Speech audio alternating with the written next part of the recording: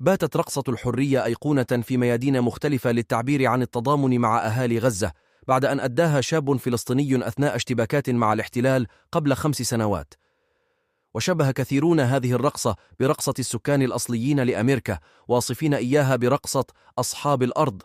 وتعليقا على الرقصة، غرد محمد أبو الجدايل وكتب: إنها ليست رقصة عادية، إنها رقصة الأرض، رقصة الحرية والكرامة والنصر.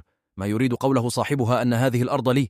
ها هو يواصل رقصته بأقدام ثابتة وقوية تترك أثرها كهوية لا تمحى، وهو غير عابئ بالنيران المشتعلة من خلفه. وكتب علي الجرادي: لقد عبر هذا الشاب الفلسطيني عن نضاله بطريقة لافتة أبهرت العالم، وانتشرت رقصته بسرعة مذهلة. وأضاف: عند الرجوع إلى أصلها اتضح أنها رقصة الحرية للهنود الحمر السوكان الأصليين لأمريكا، الذين أبادتهم أميركا زائفة السلام والإنسانية.